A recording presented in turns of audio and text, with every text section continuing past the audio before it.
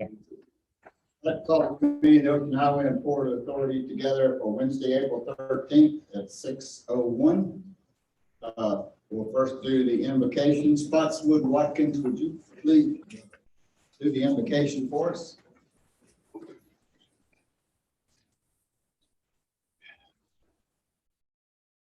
Dear Father, great architect of the universe, in your Son's name, we offer this prayer and thanks for this glorious Holy Week and our hope of eternal life through the resurrection and ascension of your Son, Jesus Christ.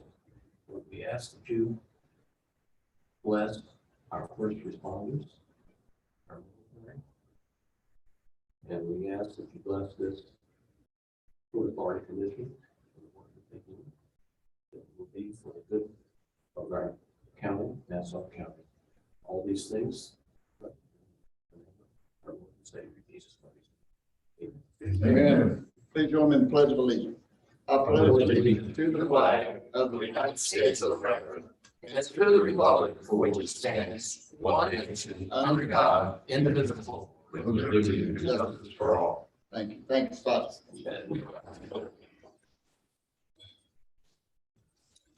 Roll call. Commissioner Hill. Here. Commissioner Hannah. Here. Commissioner Franklin. Here. Vice Chairman Cole. Here. Chairman Ford. Present. Thank you. Audience comments. I have one sheet here from Spotswood. Spots, would you come on up? Thanks.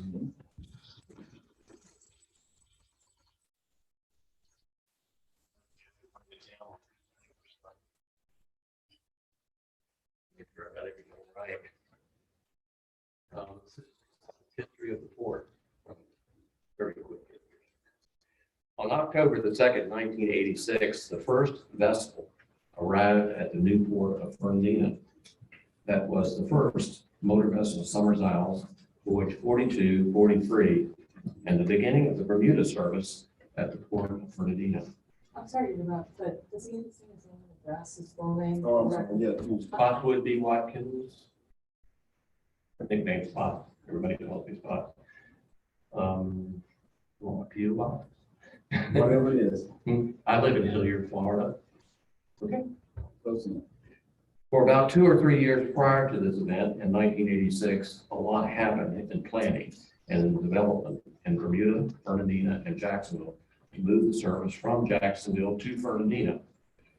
At that time, there was no port in Fernandina, just a dream by a few people. During that time, I was the manager of the agency operation in Jacksonville that represented the Bermuda service.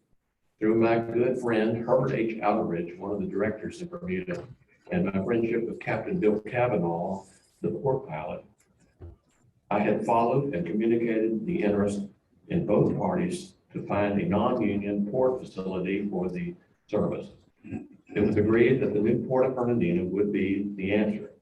I remember the first time I introduced Mr. Outerbridge to Captain Bill.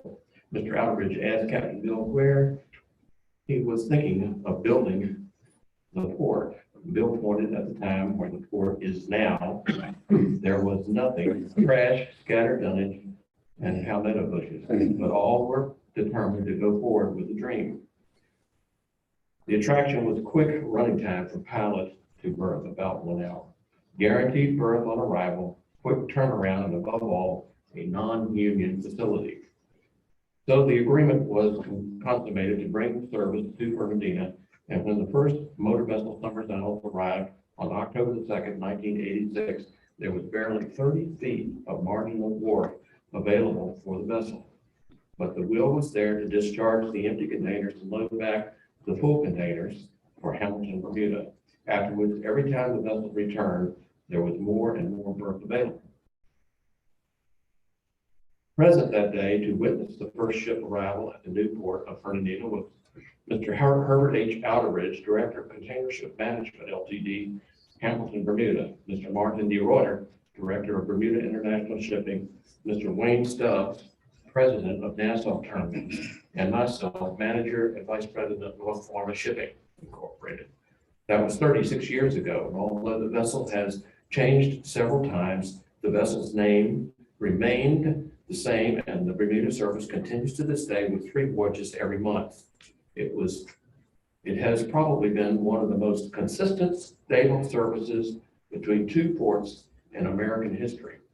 From this one service, many jobs and careers were created, and the financial contribution of the port to the economy of Nassau County has been a high mark. Now ships of all kinds are called into port, loading and discharging cargo from many nations. My remaining years now are few.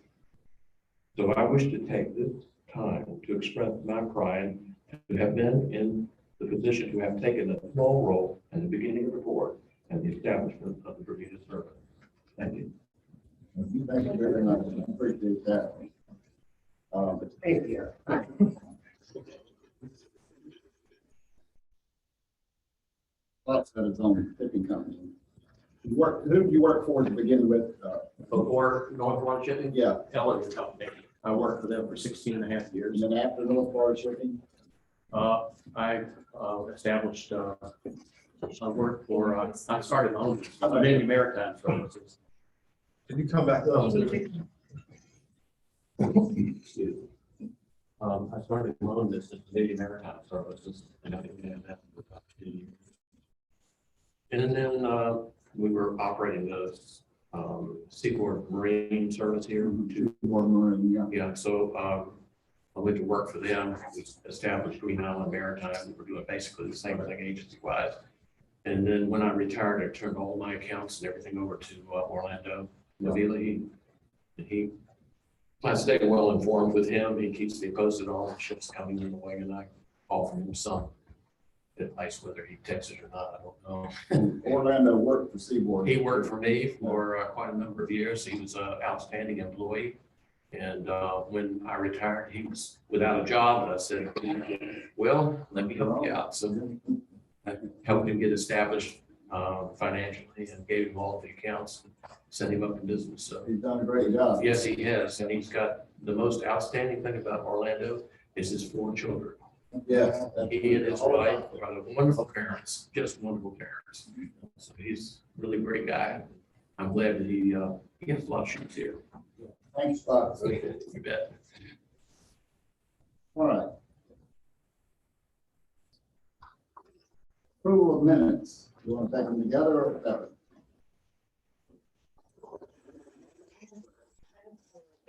Okay. Which one? Okay. Let's talk about March 9th, 2020, the monthly meeting minutes.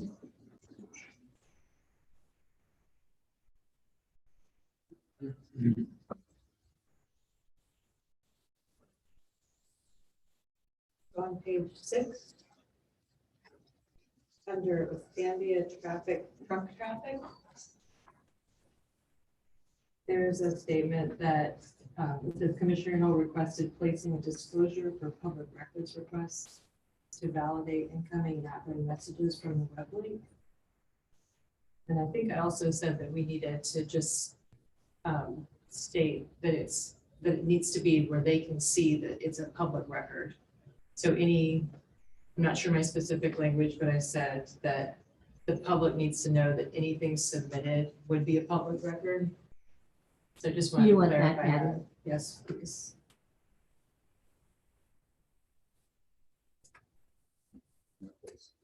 March 9th. Yes, page 6. I got it.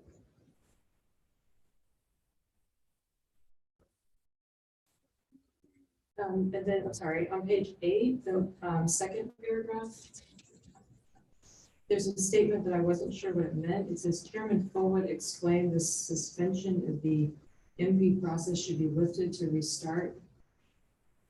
Okay. Page 8 of March 9th. Chairman Fullwood explained the suspension of the MP process. That's right out of the recording. He wanted to continue the master plan, restart the master plan. I'll explain why it got suspended and that it should be lifted to restart. Yeah, that's correct. And then the last sentence says, She cited the firm expended much effort into the project and that it is inappropriate to ask RSH to reapply. I think I said it would be inappropriate not to pay them for the work. And then we had discussion about whether or not what was billed had already been done or whether or not it was,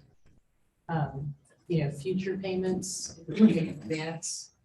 But when I listened to the video, that was the discussion, but I don't think I said they shouldn't have to reapply. I said we should pay them for the work they've done. Okay. Anything else? I'm sorry, I just circled these things because I was working on the video. Okay, so then on page 11, March 9th. And I only think this is important because it pertains to public safety, but it says that, so this is when we were talking about the trains crossing during city events. And it says, she asserted the government should take responsibility for public safety. And I just said, as elected officials, that should be, a primary concern. Okay. Okay. All right, that's it. Motion that we approve with the stated revision. Motion been made to approve the minutes as revised. Further discussion? All in favor, say aye. Aye. All opposed, no. Motion carried. All right. Moving on to minutes of March 23rd. I didn't have any revisions to that one.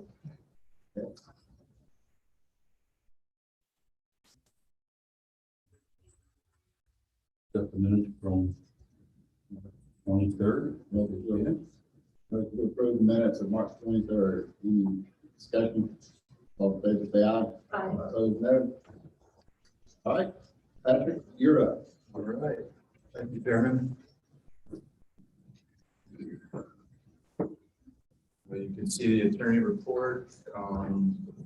First item involving the case with the Nassau County property appraiser. The complaint's been filed, so this is active litigation, so I'm obviously not going to speak in great detail about this. And it is likely that we will need a shade meeting, possibly in May, although I'm going to miss the May 11th meeting. It's my son's birthday. But here's the update that I'll give at this meeting. I received today a letter from the attorney for the county, the property appraiser, asking for waiver of service and providing those documents. So I've only briefly looked at them today because I was out at a site most of today. But we will sign out there with everybody for waive service. That's the more efficient and cost-effective way to do that. Explain that. Well, when they've been attempting to serve you, Chairman, but apparently you don't sit in the office during working hours, so they haven't been able to serve you. So what they've asked is that essentially I'll waive service on behalf of Opus. So my receipt of the complaint is considered service, and I'll start the various procedural clocks and things we need to do, which the first of which would be to file an answer. The other issue there that I've included you all in on is Clyde Davis is currently representing the Nassau County tax collector. He has asked for a waiver, a conflict waiver. He has filed an answer prior to us being able to discuss this and provide the waiver. I've talked to him, I've talked to a few of you. I don't have a problem with it. The Nassau County tax collector is named as a co-defendant in the lawsuit pursuant to statute. My understanding is that that's because the property appraiser sets the tax rate. The Nassau County tax collector collects the taxes. So they've been named just as a co-defendant. Mr. Davis's answer on behalf of the tax collector, while I'm paraphrasing, essentially says, we're here by method of statute. We don't want to really participate in these proceedings, asking the judge to recognize them as a necessary but inconsequential co-defendant. And so again, without going into detail, I don't have a problem with it. I've talked to Jeremy, who you all have met. I've talked to a few of you. It may actually be beneficial to have Mr. Davis's institutional knowledge involved in this case. But if you have concerns, please contact me directly. Let's not talk about them in a public meeting, given that it's pending litigation. And I will get back to Mr. Davis on that. But this case is underway. We have filed a claim with our insurance carrier, and we will hear from them shortly on their coverage determination. I've spoken to them, and we'll see how that plays out, and I'll keep you posted there on that.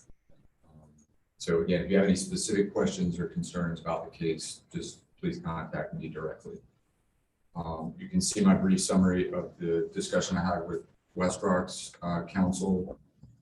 I haven't received anything in writing, but I was actually told I likely wouldn't. They said they may make some type of public statement, but I haven't seen anything in that regard. Essentially, their position is if the cruise ship activities at the port are not taking place on property that was previously conveyed by Westrock, then they have no standing to object or even to comment. So it was a friendly conversation, and that's their position. Is if it's going to operate pursuant to the plan that Chris has put together, they have no beef. Any questions? Can I expound on that? Sure. I took Dan Rowland, who is the general manager, and Eric Smith, who's the community relations person for Westrock here in town, to the port. And we looked at the situation, we looked at the property. They understand now that the property that was deeded to us is not in conflict with the cruise ship operation. In other words, all the property that's in the deed restriction is on the east side of the railroad tracks. Nothing goes on the west side that would involve their property. The people from coming off the cruise ship do not cross the railroad track. They go straight out the gate. We showed them exactly what the cruise ship unloads and how they do it. So they didn't understand that it was a problem to begin with. And once they looked at it, they said they would get with corporate. Corporate, of course, has told you that he'll send a letter saying that they have no problem. So cruise ships will come back. I think the next cruise ship coming in that we will have to dock is in August. I'm not sure when they restart. Oh, I meant to tell you about that. You got it right there. I'm sorry, guys. So, Yeah, there's one April 18th, I believe, so we're not. yeah, but we're not going to be doing that one. Kevin McCarthy is going to do that last one, and that'll be the last one, I think, until I August. think at least August. Yeah. And we will let them in August come back to the wharf, our wharf, and go through that process again. So that's how that came about. Could I just ask Patrick, who was it that communicated Westrock's position to you? Matt Rome. Yeah. Their counsel. Yeah. The same one I've been talking to before. But I mean, I think we should, for everybody, have to get something in writing from them at some point. He said they were working on something. He didn't commit to whether it would be a letter to me or just a general statement. Sure. Okay. Thanks. Okay. The next item is the sewer line, which you're all aware of. And I've reached out to a number of engineers because we've got to have one of our own engineers look at what they did and certify that it's good work. However, the video that the city took is of such a poor quality that each engineer I spoke to was not comfortable moving forward. So we let Andre with the city know that, and they are working to get new video. He agreed that it needed to be redone. Either somebody was out of the office for an equipment issue. I emailed him just yesterday and he said they're still working on it. Tammy's aware of that, so we're not under any conflict with the interlocal agreement. Well, we are, but they understand that it's on their side. So we're communicating about that, and we'll stay on that. But I do have a couple of proposals for engineers that are waiting for this information to finalize their proposals to do their work. So I'll share that when we get there. The pilot payment case, we have a case management plan and an order that was issued by the judge. That was just received today or yesterday, so I will share that. That just puts the timeframes of how we're gonna do. There's a new rule that says you don't file a case management conference, you have a hearing. So we filed a joint case management conference, just setting up, here's what's gonna happen essentially over the course of the next year. We will likely need to have a shade meeting in the next couple of months to discuss that. We received another public records request, I believe this morning from Mr. Ross, so we're working on that. Rosanna also responded to one submitted by the local press. So that was handled very quickly, but always fielding those and dealing with them appropriately. And there's some other items in the packet regarding the public records policy and other things that we can discuss. So we're going to get that. Happy to answer any other questions. Any questions for Patrick? Okay.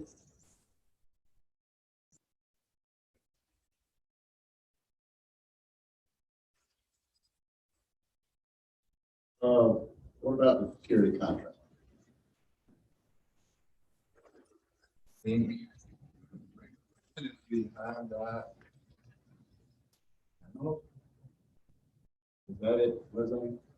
No, that's public records. Oh, that's close. I will look at that. It's all right on my previous agenda. I thought I'll take a look at it. And if I had the head of security call me and asked if it had been noticed yet, and I said, I don't think so. No, we haven't published it. Right, it hadn't been published, and I'll pull it up. Take a look at it.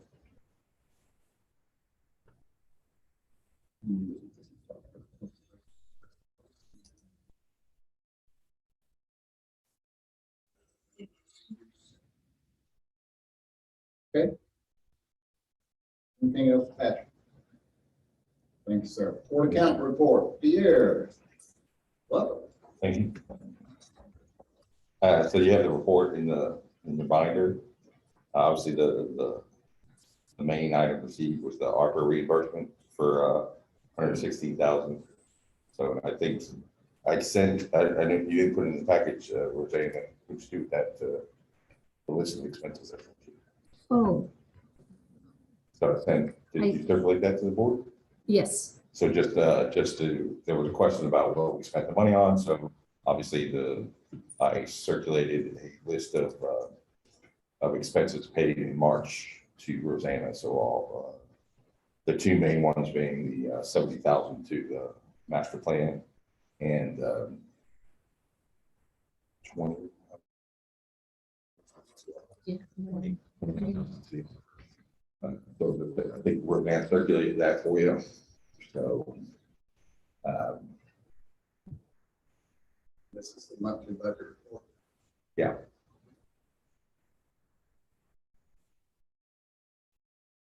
Pick the auditor is the biggest thing this month on the master plan. So the master plan's not on here. I will prepare a sheet for the master plan so we can track how much we've spent to date on that. You can see that it's not part of the treasurer's report. So I will prepare a separate sheet on that. Obviously, the next page is the nothing happening in Custom House, which is paid. Now we're down to just paying water and electricity. So with no revenues, and obviously then bank balances. We're paying water and electricity. Yes.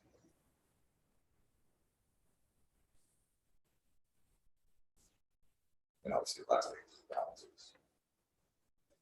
Are we up to date on the quarterly fee? Or is it, it just shows the budget and then year-to-date actual? So no, we're behind by, I believe there's 1 month missing. It should be 20,000 every month, so it should be 6 months up to date.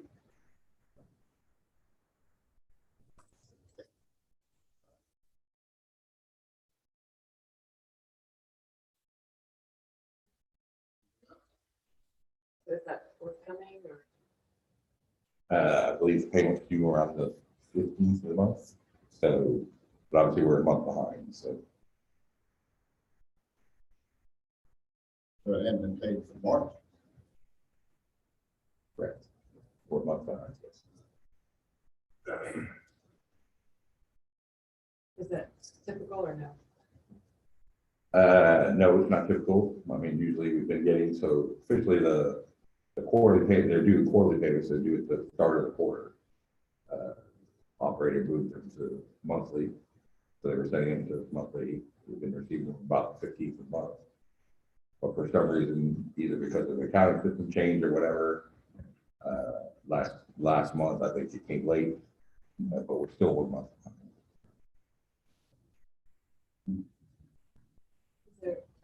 Mr. Rodriguez, do you want to offer any explanation? I was not aware of this. There's no explanation. I'll have to look into it. There's no issue why it would be paid on time. They are changing the accounting system, so I suspect it. But the payment comes directly from the trustee. So I would be surprised if March was paid. The trustee, Bondholder trustee. okay. I'll get back to Pierre. Let him know if this is what happened. What is the trustee's name? I don't think. Is there a contact person? Offhand, I don't recall the fellow's name. I don't generally deal with him. Is there office in Chicago or where is it?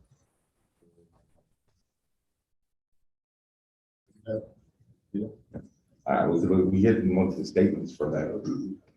So we could look and see if there's a contact person on there. I don't know. Yeah, I mean, our contacts, we go through Rhonda. We be very, we've never called them directly. Do you usually talk with them like via email? Would you have an email address? we don't communicate. Everything he does is on automatic pilot based on bond documents. We receive money, we send it to him, he makes certain payments and sends us what's left back to pay our bills. It's really quite problematic.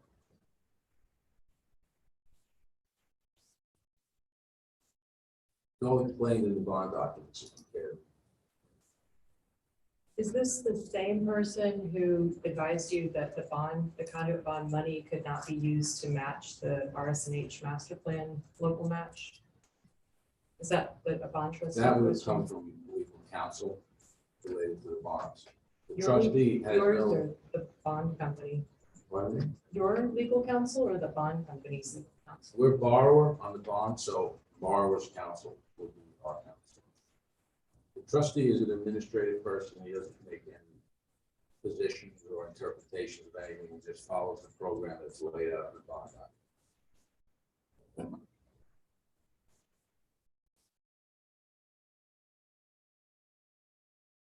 So here, could you get me the contact information for the bond counsel? I can send you the statements. If there's a contact on there, I don't know.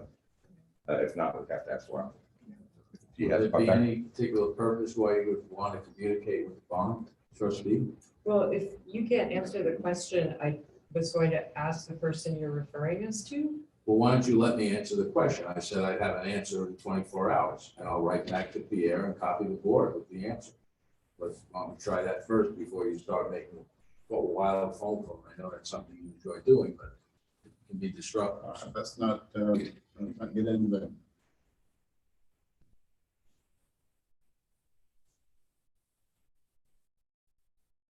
Right.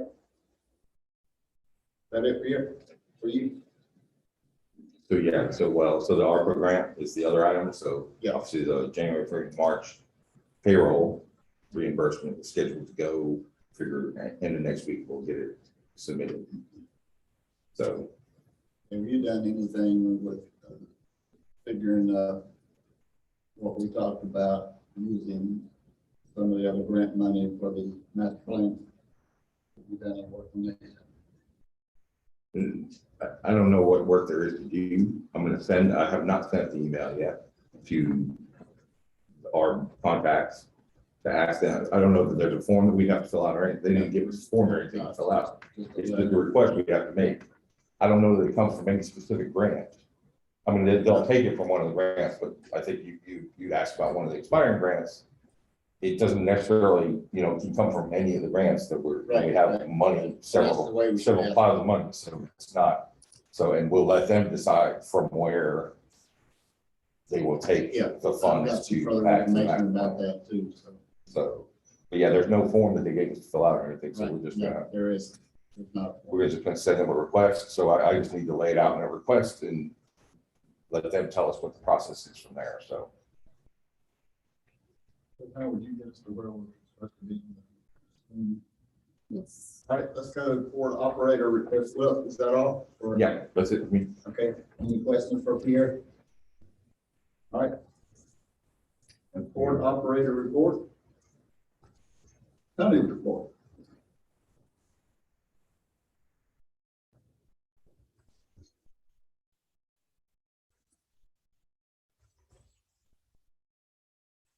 While we're getting Tony report, I know we had a public record request for Tony's report today, was it today? Mhm. And are you going to tell him that this one will be on the website by tomorrow or the next day? I will. Can you communicate that to him so you won't have to just mail it to him? Okay. good. Who's that request from? Actually, Or JBJ? yeah.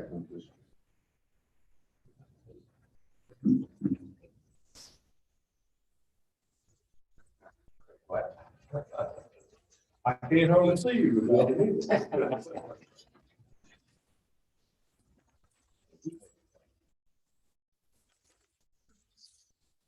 You know, you have to have glasses and hearing aids. Yeah.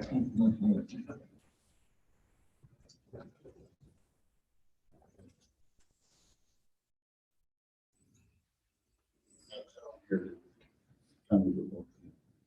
I never get it. Yeah, before. okay. All right.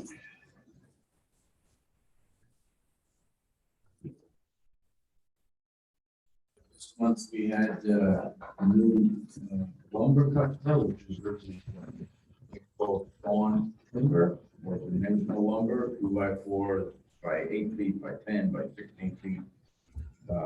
They'll be coming to ship every other month from Sweden. See that tonnage, we had some plywood, and we had our quarterly aggregate ship of the fine black pebbles from Iceland, which is used for lining swimming pools. And the importer of that has a small bagging operation at our facility on Friendly Road, which is a non-port authority site. And, he's got himself quite a little business. This is the, I think it's the fourth ship over the last 2 years with us.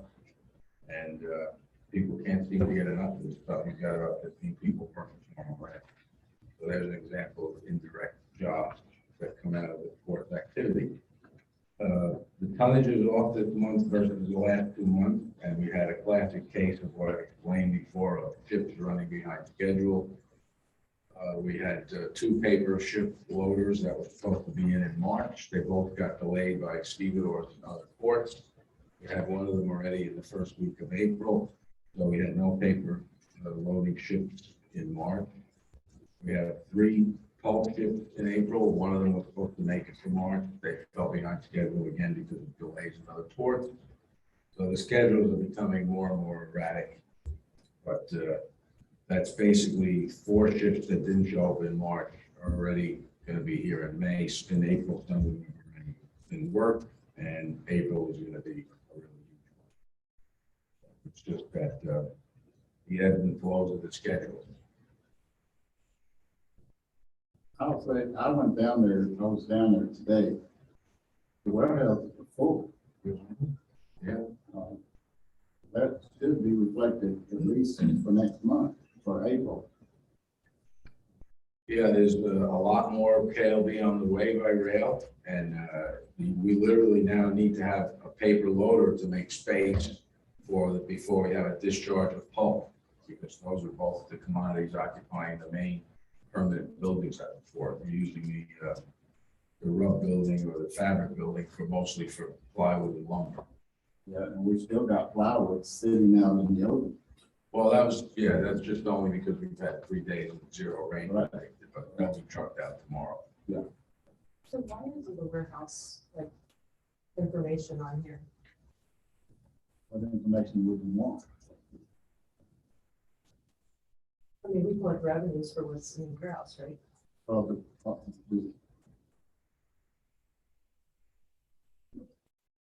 No. I don't think so. You're charged for goods in the warehouse. If goods are stored in the warehouse, the customers pay for it. I think they store it in the warehouse, to get it off the ship, and until they can get a truck in, they have to put it in the warehouse to hold until it's shipped out. Is that correct?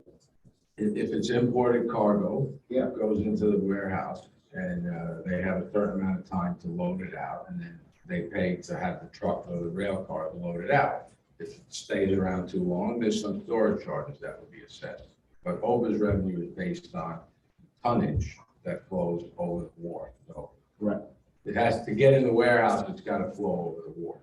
We don't do warehousing in the port facilities for general warehousing customers. They have to be related to. We don't lease out warehouse. No, absolutely not, no. So how long do the goods have to stay before they're a separate fee for warehousing?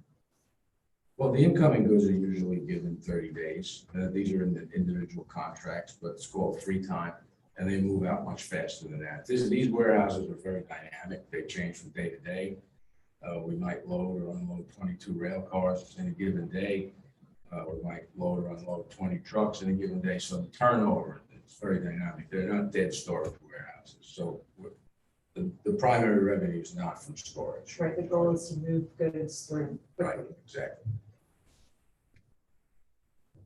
There's really no reason, but But there is revenue associated with warehousing. The operator charges revenue associated with warehousing as an adjunct to servicing the vessel. Break bulk vessel has to be put into a warehouse, or to load a break bulk vessel, you have to receive by rail cars into the warehouse, and then from there you stage the cargo and load it out. So this is something that I think the public sometimes doesn't understand, is like people go across the rail and then the relationship between what comes off the ships. And I think the public's really interested because it's different than what they just assumed, you know. A lot of it's coming from the mill. No, it's true. I mean, the KLB is coming only way less than half of it from the local West Rock mill.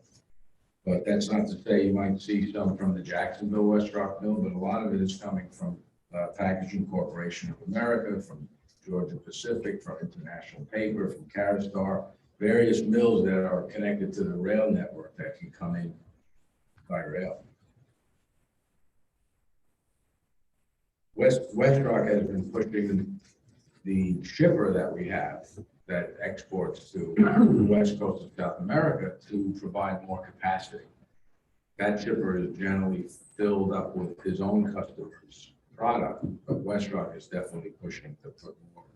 It varies with West Rock. Sometimes the domestic market dominates the output of the Fernandina mill. Sometimes they make it available for export. It really varies from one quarter to quarter.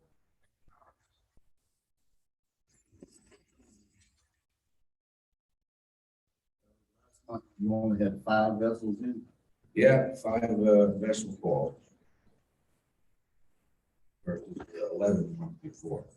And the missed at least 4 vessels that was put in March that were seen out in April. April is literally every single day, there's 2 vessels on berth. But there's one vessel we'd like to get out of there. Yeah, we just gave them a date to get it out by the end of the month. And that's why there are more dockage days The vessel day, than right? vessel days. Yeah. Almost twice from the month before. But that's because that ship's been sitting there for a month. Mhm. So we need to get rid of that one. Yes, sir. And of course, it's plywood, right? Yes, And you can't unload it if it's raining, right. unless you got someplace to store it. Right, and the arrangements for that vessel were that we knew we wouldn't have space for that much plywood. And the arrangements were made by the shipper to find an off-site warehouse in Jacksonville to take it. So we're literally trucking directly from the vessel to a warehouse in Jacksonville, operated by a third party who had no control. They don't work weekends and they work 8 to 5. And the last truck is cut off at 3, and we can move 20 trucks a day is all we can move for that vessel. So unfortunately, that's why it's taking so long. Nobody's happy about it, but they had nowhere else to go. If you recall, they waited outside a number of weeks just to get a spot. A long time. Yeah. And you're seeing berth congestion and backup with schedules, ports up and down the East Coast, and not to mention the West Coast. It's really a global situation. Important now. Were there a lot of days that nothing was happening with the ship? No, there's some days where we either have commitments to a vessel in the other berth and we can't get enough gangs to do both. There's some days where the weather is spotty, so you can't be running plywood down to Jacksonville, because if you're loading a flatbed and it starts to rain, or if you're unloading a flatbed and it starts to rain, the cargo gets wet. The drivers have tarps, but it takes an extra hour on each end of loading. It takes an hour to tarp it and then an hour to untarp it before they can unload it. So it really doesn't work if there's inclement weather even threatened. So it's very challenging.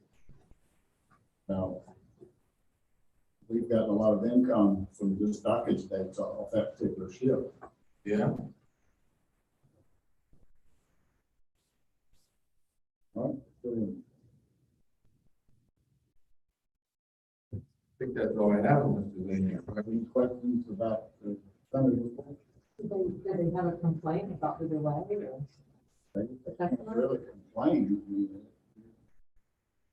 mean, It's a one-off situation, and again, we agreed to help out kind of reluctantly because we feared this, but the largest shipper on that vessel has been a customer of the port since we got involved 4 years ago. They were originally bringing plywood from China before the tariffs, and that customer is on some other plywood lines that we have contracts with, so we did it as an accommodation. And you know, everybody wants to see it done yesterday, but everybody understands that, you know, this is the best that they could find. Yeah, you understand what one-off means. Yeah, not a recurring customer, not a customer that we had any We relationship. just kind of picked them up because they didn't have any place to go. They were sitting out offshore for a month. About 5 weeks. Yeah. And you know, they were calling every other port in the country for all that time. But nobody else had any capacity, right? So, We'll get it finished up. yeah. Does that affect Summers Isle? No, we've had to make some schedule adjustments with Summers Isle, and it did delay them once, and that's the only time it affected them. So they're good with how we're handling that. We have them coming in next week again. Their management will be here next week. I don't know if you knew that or not. I've been asked to meet with the board. Okay, So I I'll be have meeting to. with them. Have you? Yeah. Oh, separate sessions, or we're going We have together? separate sessions. Oh. I would assume. They want to meet me Friday on the 22nd. All right, they're meeting me on Thursday. Isn't Thursday's the 22nd, isn't it? No. Then maybe it's Friday. Friday. Yeah. Yeah, Friday's. the Yeah, that's 22nd. when I think I'm meeting. I'm going to meet with them Friday. Yeah, same here. Let's do what they want. Well, they just decided they have a couple of board meetings a year in Fernandina. The board members get to travel and visit. They have their North Florida shipping offices here. They like to see their people. And yeah, it's nothing out of the ordinary. Whenever they're in town, I know they weren't real happy with the delays that we had to do, but. Yeah. But we've got them back on schedule now. And they understand. And Chris, I know you understand, that's our longest running customer. Of course I understand. Spock just told you. I took notes. I can't wait to talk about They've the been history. here forever. Just learned. They're here to play golf. Yeah, there you go. Thank you, sir. Yeah, there you go. Robin has a tournament every year. Ah, But we certainly don't want to lose them and don't want to call. we have no They're intention. not our biggest customer, but they're our longest customer and They're a they've significant done a lot customer. for us, so we gotta make sure we go above and beyond for stuff like We always do. that. I apologize if you already said this. What percentage or approximately like how close to being done are we with the one plywood vessel? About halfway. But we're gonna have some opportunities in the schedule to pick up the pace. We have to make sure that they have a place for that plywood to go.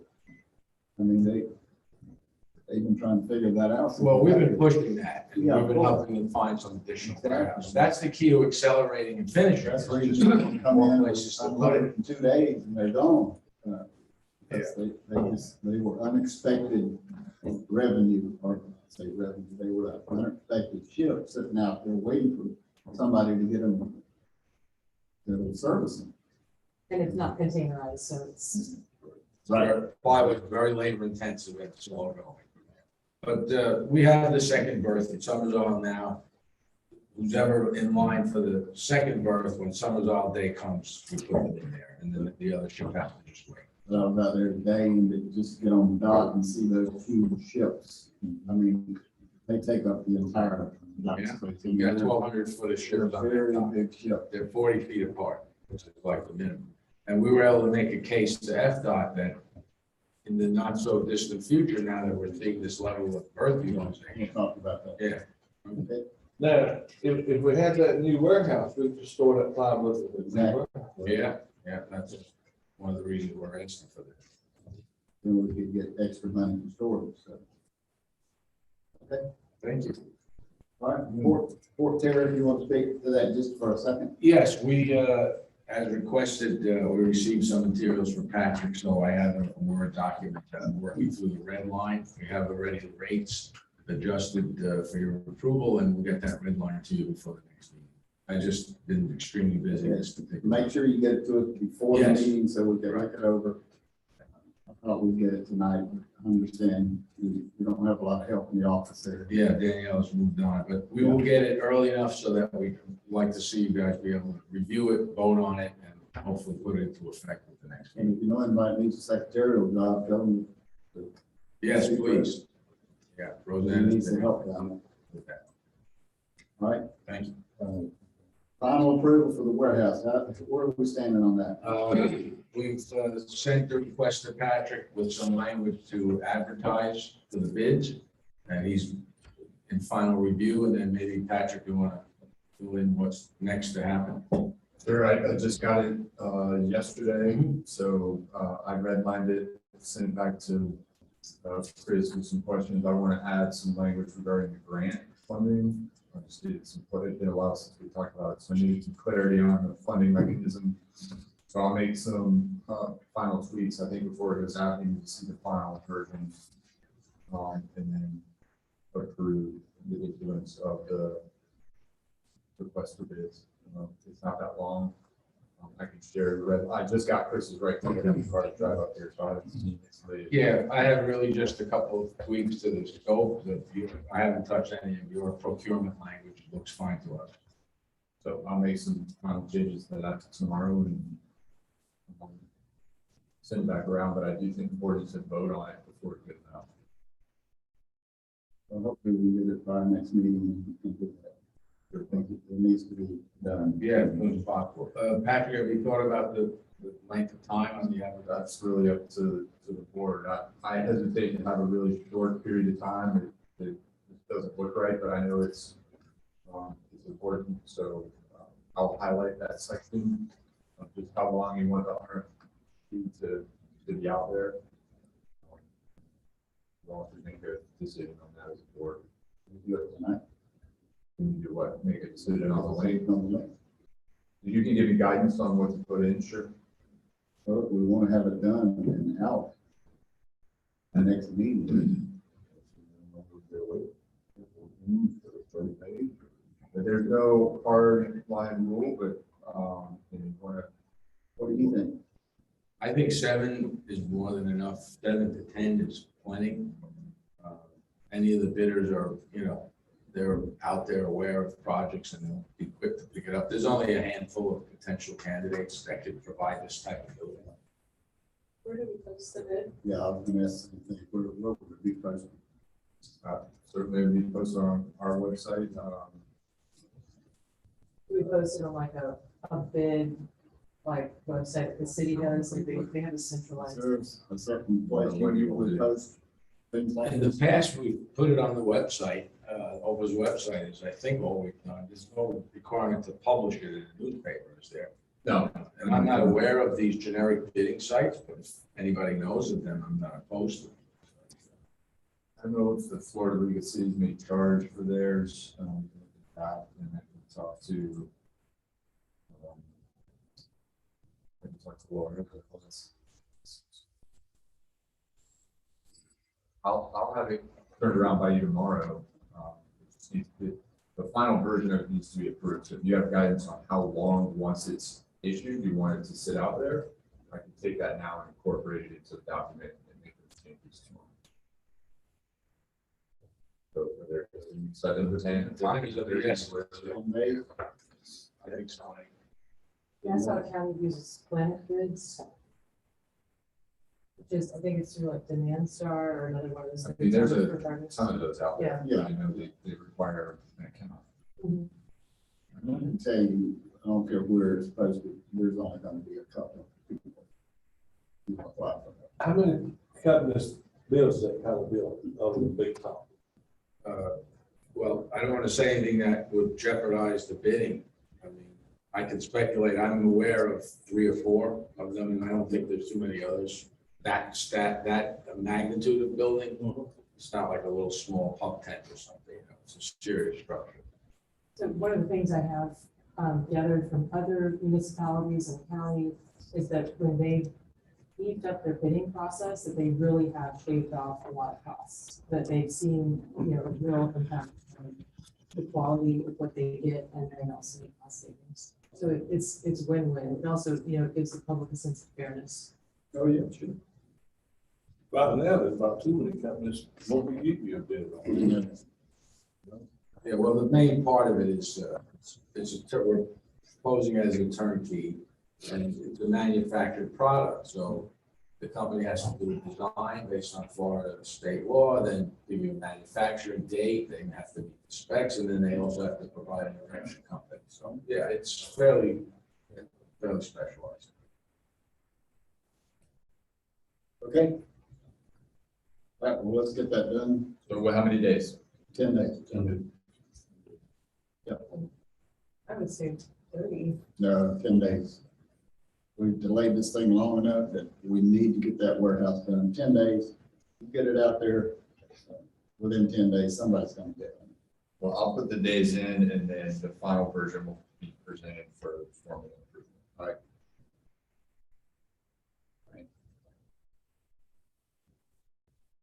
Next thing is OPA's request for documents. Patrick, you want to talk about that? Sure, your letter, there were 2 letters that were sent to Chris, the Nassau Terminals on March 21st, asking for the revenue from the commissions and you requested an April 8th deadline so that we discussed it at this meeting. To my knowledge, nothing's come in, but I didn't send the letters, so they wouldn't respond directly to me, but I haven't seen it. You want to respond to that? Yes, since it was a formal public records request, we had to pass it through our legal counsel. They didn't send the letter yet to you, Patrick? I haven't received anything. Okay, so we're vetting the exact requirements of what needs to be produced. It's fairly broad, but we will comply timely and fully. We're just waiting to see. They may be reaching out to Patrick to try to narrow the scope of exactly what are the type of documents that we're looking for. But it's not too complicated, so, you know, we'll have something very soon, I'm sure.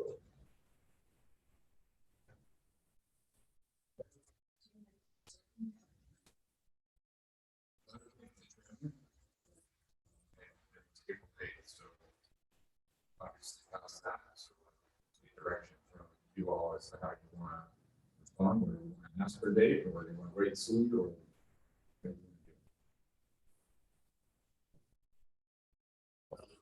Any idea how much longer? Oh, a week or 2. I mean, we'll try to have it for the next meeting, but as I understand it, these, when it becomes a public record request, there's not an actual deadline, it's within a reasonable time, but we try to have it for tonight, but then when the attorney got into it, they felt the language was a little bit broad, and I think they're going to ask to talk to Patrick about trying to narrow the scope to make sure that we fully comply. Please communicate them to them to do that quickly. I will. Whatever they need for pains or go through Patrick and let's get it done. We will. I know there's another catch to this also, I'm not gonna go into that now. No, we plan on complying fully, as I said, as soon as possible. Well, there was another public record request. Thank you. Well, not to us directly. Typically, the public records request would go to open, not to us. This one is open to us, so we respond.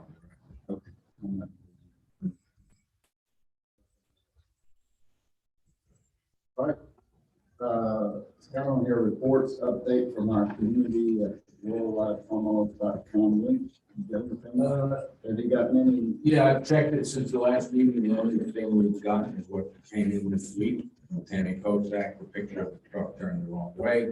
We've spoken to the driver and addressed it, and again, reminded the security guards to make sure they police that truck lane, make sure that there's no truckers loitering there. But, he left shortly after that photo was taken. I was out there that day. It was only for a few minutes that he was there. When I left there today, there was a truck parked on the right lane of the road going out. I don't know why he was sitting there. He was writing something inside. Do they do any paperwork once they leave the gate? Do they have to do something? I know they have logbooks they got to deal with, but Not really. I mean, he may be writing down an address of where he's delivering that cargo to, but there's no real reason why he would need to linger there for any length of time. So when we see him lingering, we just chase him.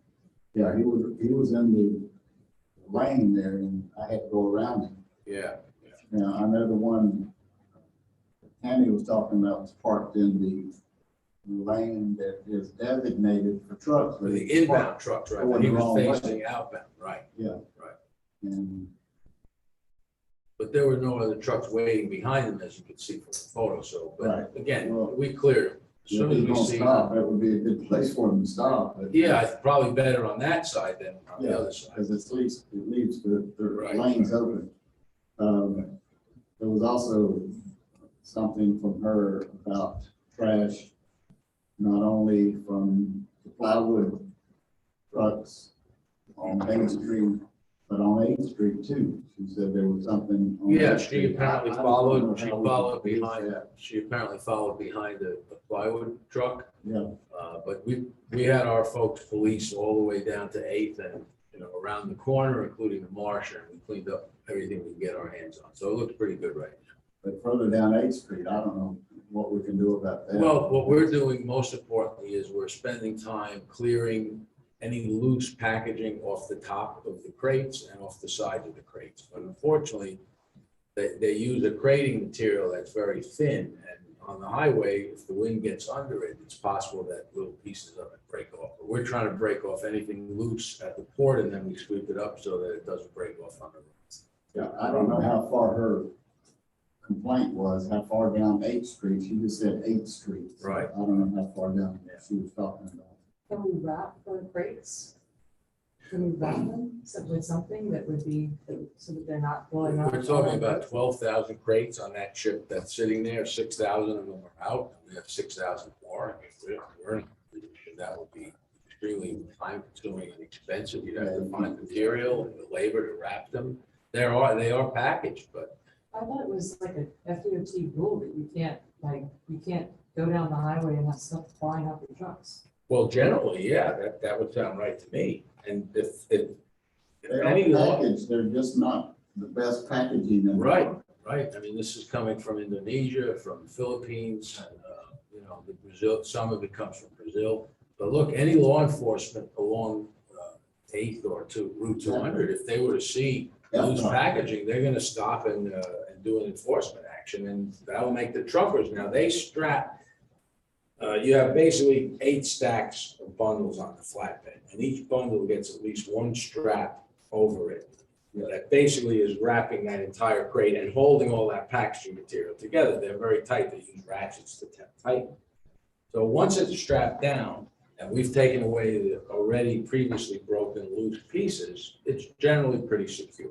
But nothing is, guaranteed. So the truckers themselves, if they see something flying off, I suppose they should pull over, stop, pick it up, and make sure they find other ways to secure their load. Securing of the load, once they accept it legally, it becomes the trucker's obligation.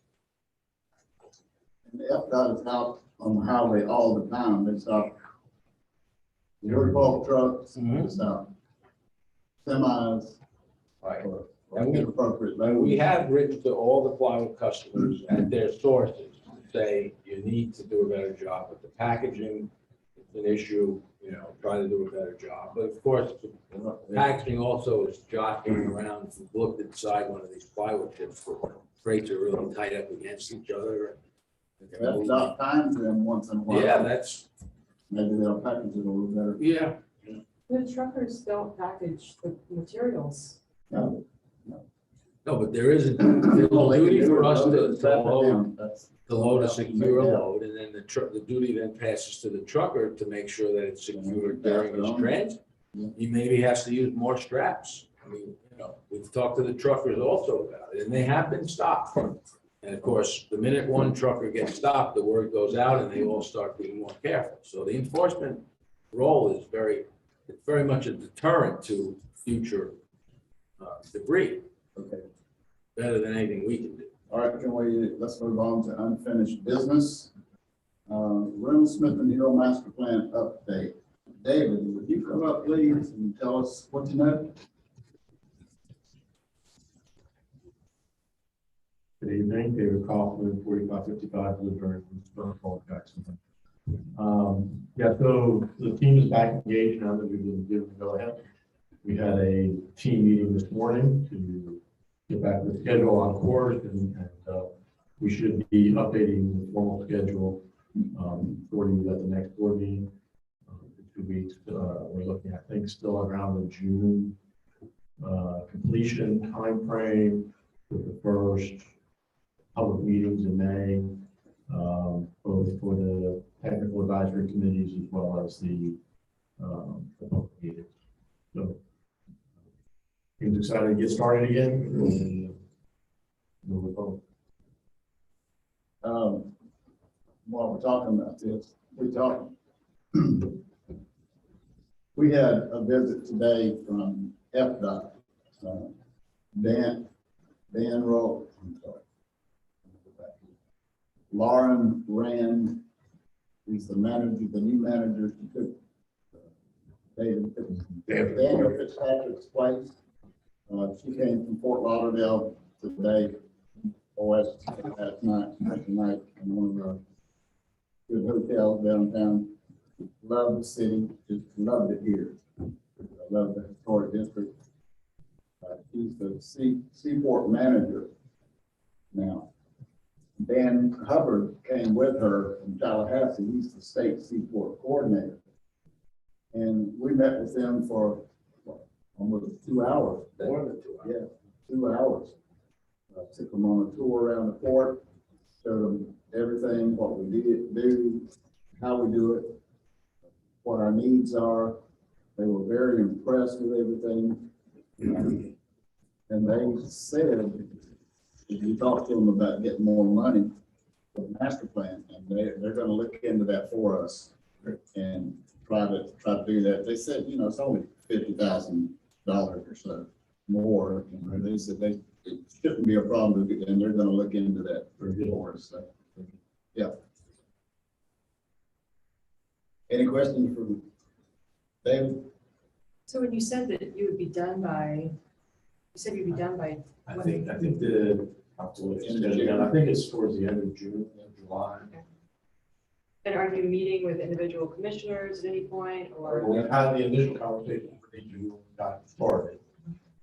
We'll be updating you as we go, obviously. We still have other interviews to do, spoken with quite a few people already in the community. The county and the city as well. We do have more interviewing to do, we have more customer conversations. Met with the city manager. City manager, city attorney. Have we posted the meetings, the public meetings? yet? No, we just started back up, so we don't know exactly. You'll have that scheduled. But they're next month. Should be. So we probably have less than 30 days or 30 days to give notice. I just want to make sure that we sort of get ahead of it Right. because there's a lot of interest, you know. We made, the schedule's in flux right now, because we were gonna have public meetings initially by now, or we had, some delay, so the original schedule I saw this morning had us having some public meetings like the last week in May. And it was pushing up against the holiday weekend and all that stuff, so I think we're gonna push that to the first week of June. Okay. But I don't wanna. We'll have at least 2 or 3 days weeks, once we come back. 2 or 3 weeks notice Yeah. at least, yeah. Yeah, as long as we can just get that information on the Absolutely. website, Yep. to Rosanna. That's So awesome. there'll be a whole outreach. No problem. Any other questions for David? Thank you. Thank you, David. Appreciate it. Looking forward to it. Executive Director RFQ update. How many have we gotten, Rosanna? Just 2, sir. 2, still 2? Okay. Deadline is Friday. If you don't hear anything else by Friday, make sure Friday that we close that off. And I think everybody has the resumes already. Make sure you, before the next meeting, you look at those resumes and get a good idea of questions you might want to ask. And let's get this done. I think it's important that we get an executive director in here to help us out with everything and move forward. So all of the applications are going straight to you, right, Rosanna? Okay.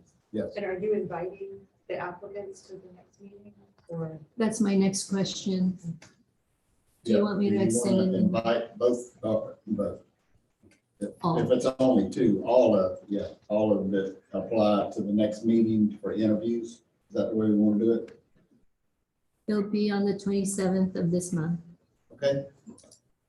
Everybody be available? You don't, huh? No? Town. Amen. We get, Commissioner Cole will not be here for that meeting, can we zoom him in maybe? Yes. Okay. All right, well, let's set it for them and go from there. All right, cruise ship we've already talked about. Future meeting locations. I'm going out Monday to FSCJ to look at the room out there. I've got the application filled out. She's not going to charge us anything for the meeting locations. I'm going to see what's available, the sound system, and if there's any video equipment we might be able to use. So I'll get back with you by the next meeting.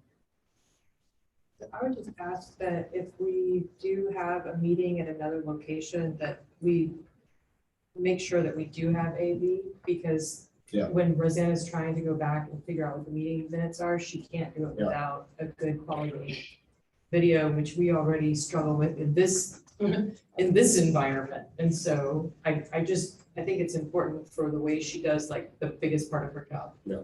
And also for the public. I have not given up on getting the county to let us use this video equipment when we're here. We've still got some negotiating to do. It may cost us some money to do it, and I'll find out what that is, and I'll bring it back to you to see if we can do that. I think this is a great system in here, and for us not to be able to use it, I think it's ridiculous. They have to have somebody from the county to come in here and operate. But, which is fine, we can pay him 2 or 3 hours, whatever time he's here to do that.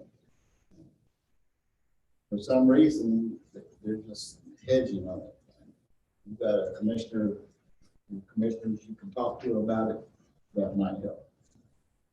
And then I'm gonna go before the county commission and talk to them as a group and see if we can get something done. All right?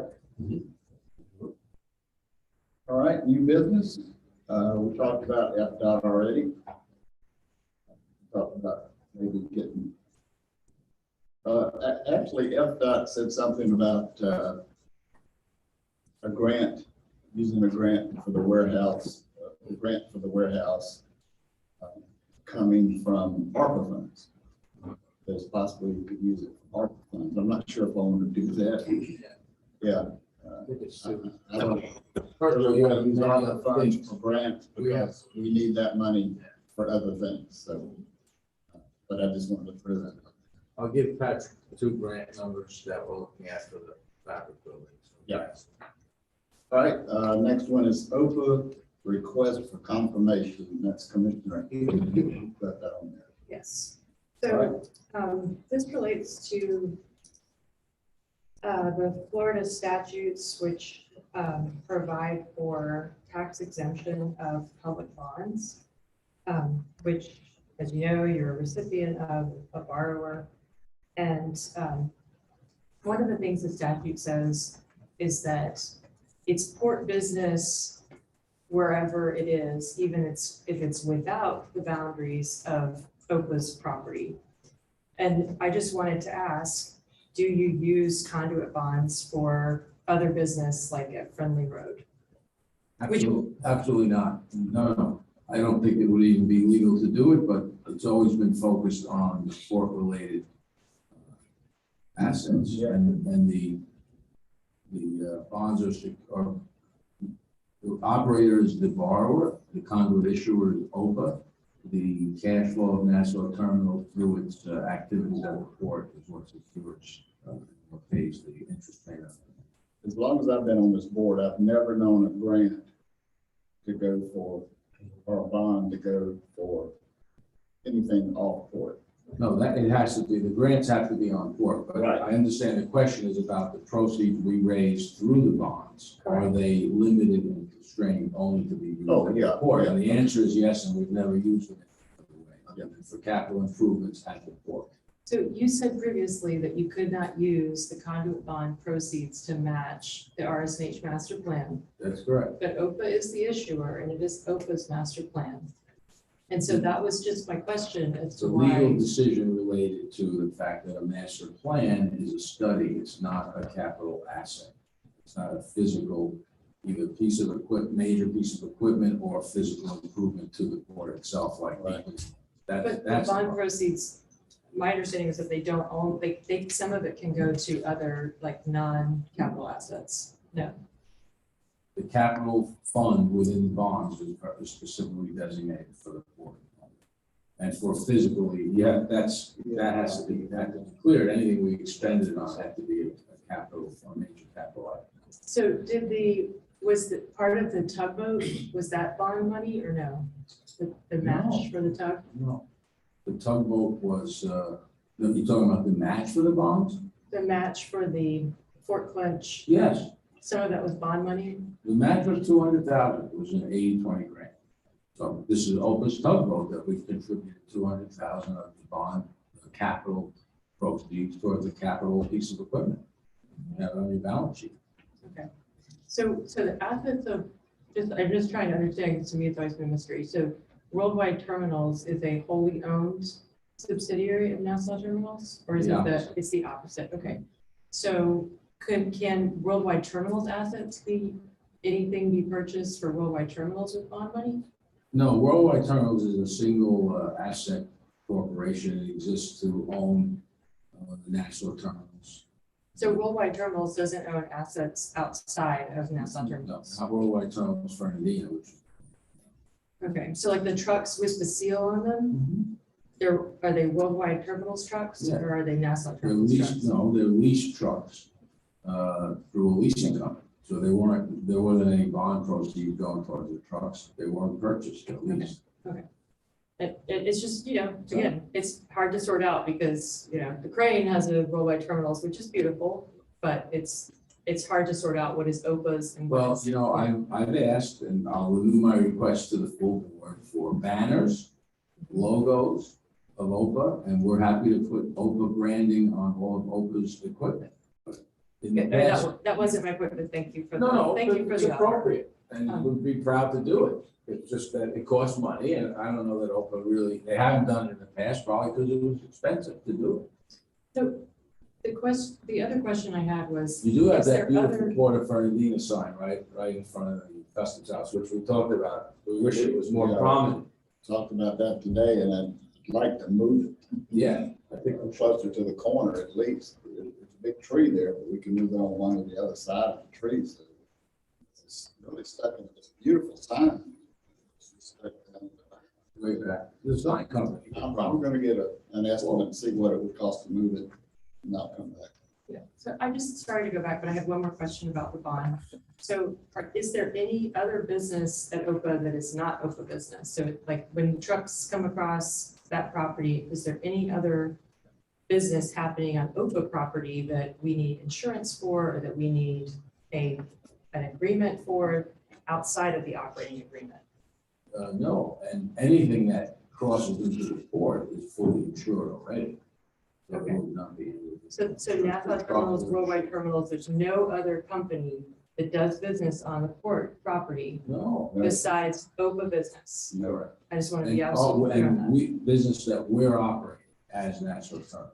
But no other parties opened up a business on our property. Of course not. it would be a violation of the tax Absolutely not. I just wanted, of our tax exemptions. I just wanted to confirm that. And if you'd like to read the bond documents, 1,800 pages. yeah, they're Well, like I'm sure a you short would see poem. some. You know, the beautiful thing about the bond document is that it is searchable. It's a smart text. So I appreciate at least it is a Yeah. searchable document. Which I wish our minutes, we need to do Adobe Acrobat so we can do that. Yeah.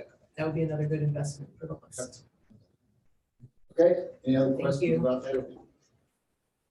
I've already talked about litter control on Bay and 8th Street. Let's make sure we keep up with that, Chris. Yes, absolutely. It's a priority and I have the paperwork we're going to sign up. That's- Keep Nassau View. Okay, good. I just wanted to do an inquiry about the security contract. I looked it up. I sent it around and didn't receive any comments, so I Yeah. sent it back around. It would be helpful to have Chris chime in just just for the services needed, because that's not my area. So Yep. please check that. I have it. I've just emailed it back around. So if anybody has comments, please send them to me and then we'll tee it up for the next meeting once we get everything plugged in there. Chairman, before we go to committee reports, I had another question, but should I save it for the other items or? Yeah, let's save it for the other items. It's a question for Pierre, but Okay, yeah, let's go. All right, let's go into committee reports, port security. There's nothing to report for port security, everything's going okay. As a matter of fact, there was a problem with this ship we've been talking about. Somebody absconded from the ship. One of the crewmen. One of the crew members left the port through the marsh and during the night. And so now, and they never did find him. He might have got gator eaten, I don't know, in that marsh. But they now have a police officer that sits down there 24 hours a day monitoring that ship. There's a gangplank. If that gangplank comes down, in the morning, I know there's one crew member that comes down and checks the water line because he has to do that. Goes back up and the gangplank goes up. I think they can get off the ship for some other reason. Some of them can because they've got their appropriate documentation to do that. He told me, but there is somebody down there now, the police department. Chris is paying extra for to sit down there and watch that ship and make sure that doesn't happen again. So just wanted to throw that in there, but that. I can find that body. is this person missing? As far as I know, they hadn't found him. So there is Without gator in there, papers, the papers is on the ship. They have a description of him. He was picked up on our camera, so they have an idea of what, what he looks like. And they saw him getting out through the marsh. What nationality is he? Huh? I was told Vietnamese, but I don't have personal knowledge of that. And he was a crew member on which boat? The Lucky Hawk. So do we need better fencing or what do we need to know? No, you can't fence that marsh in. Well, it is fenced, but the guards open the gate to let the trains go through. Yeah, Yeah. and the that's cameras how are you there. got through there. Yeah. Went down to the railroad track, went through the open gate for the train and into the marsh. Disappeared. So what does Homeland Security do then? The Border Patrol? They All just we can file do their is. Well, they're report working on it and they've enlisted local law enforcement to help with the, I wouldn't call it a manhunt. I don't know that they categorize. Just a missing person. Missing person. Has that ever happened before? Yeah. Oh, yeah, it's happened before, yeah. We've got two Turks that left many years ago off the seaboard ship. I think they're running- Do you mind coming up to the mic? You won't. I But there, it has happened before, We've had lots of them years ago. but it's more secure now, so. Yeah, with CBP on site and all the cameras. Okay, let's move on. FDOT, we talked about FDOT already. Customs House, Mr. Frank, you got anything? The cleaning people, are they still Yeah. cleaning it or what? Yeah, one of the lady that was cleaning the Customs House quit Mhm. and moved on, but they're supposedly had hired somebody else to take her place. I haven't checked with them, but that's your job, so. Well, I don't even know who the new people are. Well, it's the same cleaning company, but it's I just had to look up that. the cleaning company put the person in there and that person quit. So they were supposed to have found somebody else to put in there. We need to check on that. Anything else? Windows should be in soon. Soon, very close. All right. They've been ordered for a while. All right. Army Corps of Engineers, nothing for the Army Corps. Economic Development, Commissioner Cole. We have over 50 prospects that, are looking at possibilities of coming into Nassau County. Entertaining a couple of the top ones. Again, there's one that are pretty positive. I didn't know any point yet.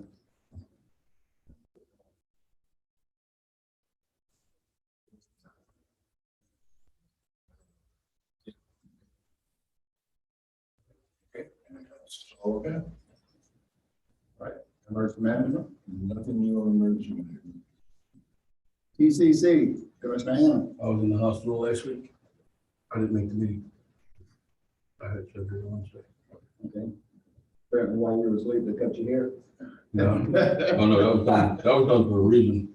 Yeah. It looks nice.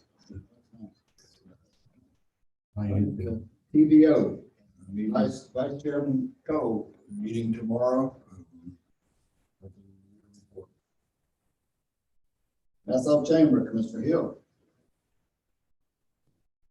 So Leadership Nassau toured West Nassau, and we got to tour Traders Hill Farm, Yeah, where they use tilapia to yeah, fertilize. yeah. So it's like hydroponic, but because it doesn't use like other types of organic fertilizer, there's no risk of E. coli. So I guess all of our organic produce is also washed with bleach 3 times. So if you get any other kind of bagged lettuce, it's washed with bleach, but theirs isn't washed with bleach. So that's kind of interesting. And they supply lettuce to all of the schools in Nassau County. So they all get really good salads. Our kids all get really good salads, which is great. We also had a representative from FPL speak to us about Crawford Diamond and provide some great, aerial just pictures, which I brought tonight. Welcome to take a look at. But they're really seeking heavy industrial and light industrial. I mean, heavy industrial is right on the right word, light industrial, but large warehouse, data center type tenants and developing partners. They have fiber, they have 2 major rail lines. And so they are, they really want to drive as much potential to Crawford Diamond because it really is untapped potential. One of the challenges is water, wastewater, as we all know. But depending on the type of tenant, that may or may not be as important. So that was our Leadership Nassau experience. I've been to Westside a lot, but we went to places that I hadn't been to before, so it was a great experience. We did the town of Hilliard. We did the history museum there. So we made several stops. Yeah, we did, and the fairgrounds, which they have a fair coming up in October. Oh, Yeah, so I put that one on my calendar, but a great day all around. We did wildlife. So I highly recommend the program.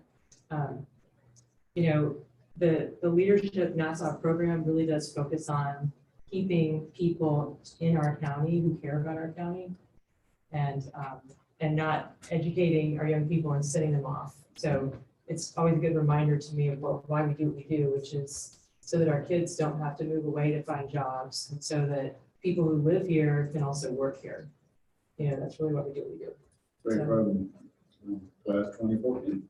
When's the graduation for this one? You know, our schedule's pushed because we missed several months, so I think we may go through July. So, but I'm not 100% sure about graduation. Okay. City of Fernandina. I did meet with Tammy this month. I did not meet with Dale Martin, and she was still working on the trains coming through during events. And I think the plan is to have just a requirement that, because it's coordinated by the applicant, so it's actually a citizen that has to fill out the form, and the city doesn't. Right, so the city doesn't actually make sure that the trains are not coming. It's the applicant's job. So to put in part of the approval process, to put into the permit that they have to have a letter from the train operator, which is First Coast Rail, that no trains are coming, and if they are coming, then they would have to have a safety officer that's paid for by the group or the applicant to make sure that, I mean, because often it's hundreds of people right where the trains are coming, people sort of like running in front, and so just to me, it seems like it's Very dangerous. an easy win, it's low hanging fruit. Yeah. Okay. All right, administrative office manager report. Nothing?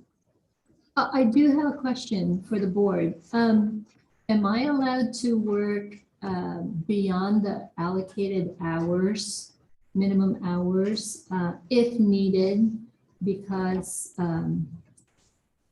it is being reimbursed by ARPA? Why would you need to work beyond the hours? I already know the answer to this question, but. Yeah, well, we're having 2 meetings. So, because right now I'm limiting myself to 80 hours per month.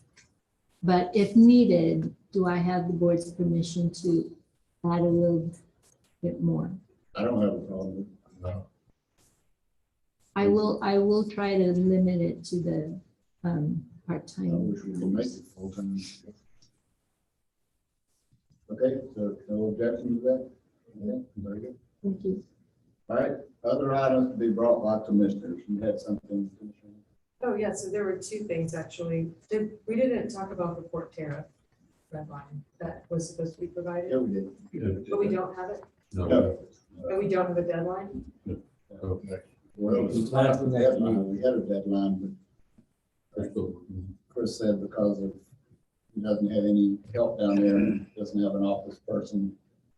It's just, Okay, maybe because we were talking about multiple things. Correct, we'll have it in advance of the next meeting. The 27th? Yeah. Or the next regular No, meeting? 27. Okay, yeah, and he'll have it to us in advance, Yeah. so we can look it over. okay. Yeah.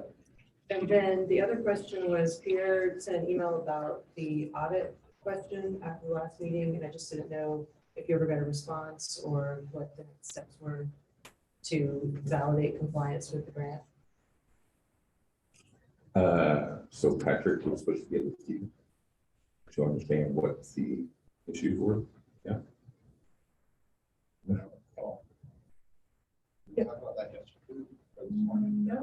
so So- your so letter you said that need your- we need to have something with investigation, which I'm not an investigator. And so I spoke to Patrick about it. No, you don't remember? All right, So Keep going on. It'll come to me. So he was supposed to talk to you to document what the issues were, to find out what we needed to do as far as, Oh, absolutely. I mean, obviously, Commissioner objected to the audited financial statements that they don't fairly represent those issues, and so Commissioner Hill, well, again, Patrick was supposed to. The Fort Clinton. Well, so, but you need to document what the issues are that you identified so that we can decide how to move forward. Okay, so I'm not an auditor, and I don't ever want to be the investigator of one. So if the board thinks it's valid and wants to, we've been talking about the Fort Clinch for over a year, and about the revenues, about the But tariff you rates. objected to the audited financial statements. Mhm. You have objected. Do you have implied that there's an issue with the audited financial statements? And therefore, it's up to you to document what those issues are. As far as I know, I do not know any issues. I don't have. The auditors have identified a small issue with reporting, which we've identified and taken care of. Right.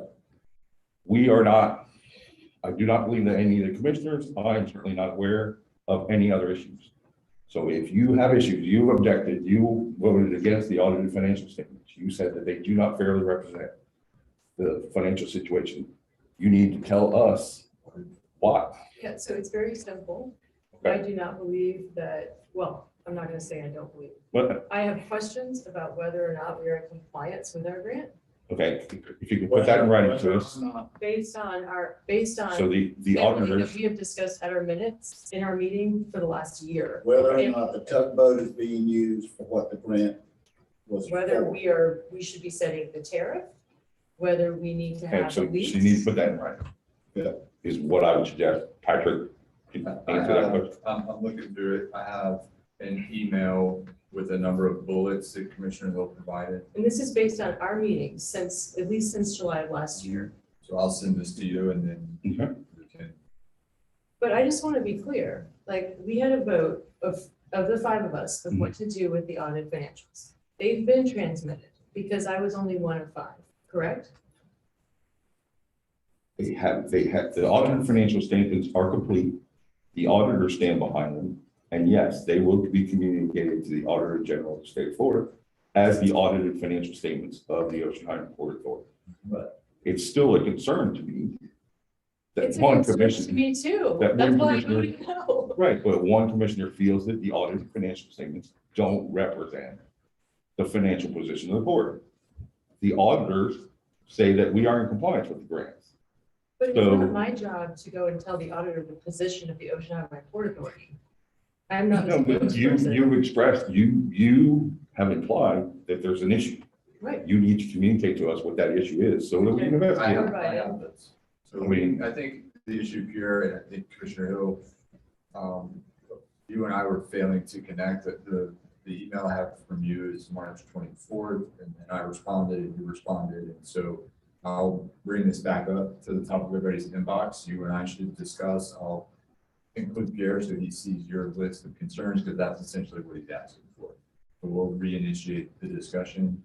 I think in my email, suggested that I didn't quite find the connection and that we did discuss. So that never happened. But my recollection, you and I never connected in detail on this. So again, I'll percolate it back up to the top. Ultimately, I don't think it's a decision for me and Patrick as to whether or not all the discussions that this board has had over the last year So merit us taking some action to verify our compliance with the grant. Do you think we need to verify our compliance with the grant? Yes or no? If they say, I think we have, yeah, as long as they, we all have an opportunity to sit and talk with the auditors. I did, I don't know if anybody else did. There were no issues. The only issue was the time thing that we talked about, the records, So but not there about. seems to be a consensus, the commissioners. So the question for you, Commissioner, is do you agree that the audited financial statements fairly represent the position of the board authority? And as I stated at the last meeting, the part that gives me concern is the one letter that says we're in compliance with the grant. Okay, well, then, obviously, again, It's not up to me to it initiate an is because the investigation. board of one just, person. the board just said that they feel that they're in compliance. They don't agree with you. I don't know what to do. I mean, again, Unless you can be clearer about what you feel, again, you need to present to the board. So following the last meeting, which was a 1-5 vote, which I was the one and they voted, or 1-4 out of 5. They voted to transmit the audited financials. Following that meeting, you sent an email that said, do you think that based on my comments at the meeting, that the board should investigate that? And based on that email from our accountant, we should investigate our compliance with the grant. I want to know whether you all want to investigate our compliance with the grant or whether you want to ignore his email. And so the email did not say to, so the email needed to, that you, Commissioner Hill, need to clearly define what the objections are so that we can determine. And again, I feel that a 4-1 vote for audited financial statements is an issue. You need to be convinced. And the question is, what is it going to take for you to be convinced? Again, lay out your objections and we will look at them and see what we can do. No, I don't know that there's an investigation necessary because I haven't seen your list of objections. There's a contract in place. The grant is a contract, a legal agreement. The auditors have said that we've met those legal agreements. You have some objections somewhere that makes you, again, doubt the validity of the financial statements. Well, I'm going back to Pierre's email, which Commissioner Hill just referred to, and Pierre, I don't want to put you on the spot, but you do say that OPA should take immediate steps to investigate the allegations. So I think that's what Commissioner Hill was referring to. But subsequent to that, she did send me a list of her concerns, which I just shared with you. So, but correct me if I'm wrong, but I think that's what Commissioner Hill is saying is you mentioned investigate, that OPA needs to investigate. And so I think that based on this conversation seems to be the hang up. The question is, if they are valid concerns, they need to be investigated, obviously. I don't know what the concerns are. Yeah, It's very generic concern. I will reach out to you and we should talk about what next steps should be taken Honestly, to I would love notify. to have a private discussion about it. I would much rather have a discussion at the meeting because I think that the public probably hears this and thinks, what is going on? Okay. well, And it may be very simple. I don't think it's it's nothing that we haven't discussed at the meeting in public. We've discussed all of this at the meeting in public, and I think our board needs to say, whether or not we want to act on his advice. I don't think it needs to be kicked the can down the road. I think we just need to make a decision as to whether or not to take his advice. I'm not trying to kick any cans down the road. So, Commissioner Hill, what are your objections to the audit? So So as we've discussed, Not as, at almost every meeting since July of last year Mhm. regarding the tug. And this is the letter that's included in the audited financials that says we are in compliance with the grant, right? We've discussed that it's not being used for barge service. We've discussed that we don't set the tariff. We've discussed that we don't have a lease agreement in place. We've asked for insurance. We're actually not insured personally on the tug. We are not even listed as an additional insured. You have the insurance policy, you need the certificate. No, well, that's the same thing as being additional insured. Well, fine, write back and we'll add you as additional insured, that's not. So all of these things have all been like circulated and and we've discussed. discussed the fact that none of those are a part of the actual grant agreement. There's no volume requirements in the grant agreement. Right. There was a decision when we purchased the asset that we were not going to write. That decision was made by this board at the time that we purchased the asset. The board at the time, Sorry? the board at the time, Yeah. right. The decision-making authority at the time decided that this asset, that the tugboat, was going to be treated just like every other asset that is owned by the port authority. The cranes, the warehouses are all part of the operating agreement. That was the decision that was made at the time. There will never, as far as I'm concerned, there's no need for a lease agreement. It is part of the tariffs that the port operator charges, just like he charges for the cranes, just like he charges for the warehouses, just like he charges for the boot when it goes across the dock. No, like I said, the actual use of the tug and volumes of traffic, of bar traffic, is not in the grant agreement. The grant agreement requires no volume commitment for the use of that tug. It only requires that the infrastructure be in place for a marine highway, and that's what the government is doing, is building an infrastructure. Will we ever use it? There's lots of roads to nowhere, I'm assuming, right? We There, can't let the tug sit there and do nothing if we don't have a barge. but like I said, none of those, and we talked about it before, none of that is in the actual grant agreement.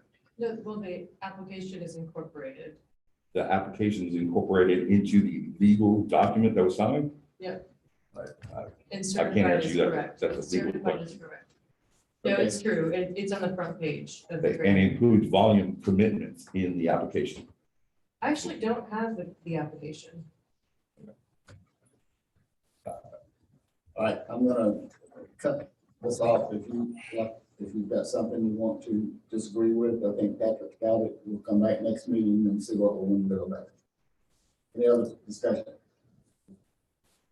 Okay. I have one other item to be brought up. We had an ethics training. Rosanna, Commissioner Hill and myself attended that meeting on Friday the 25th. It's a very good meeting. Tammy did an excellent job presenting the material. A lot of questions asked, a lot of questions answered. Every one of them was answered. I learned some things. I was going to do it online, but when I saw the cost of what it cost online, I changed my mind and went to the meeting. I think it's $80. $79. Yeah. So I also attended that meeting. yeah. That's what I said. Oh, that's right, you were there. I'm sorry. You were. You completed yours. Three commissioners there and Tammy, Rosanna was there. I think we all got something. Right. Any other items they brought up, commissioners? Do want to clarify that both Commissioner and I have applied for it online. They deducted my money, but they have given me the link to it. Yeah. That's what we're waiting. Okay. Right, hearing nothing, this meeting is adjourned.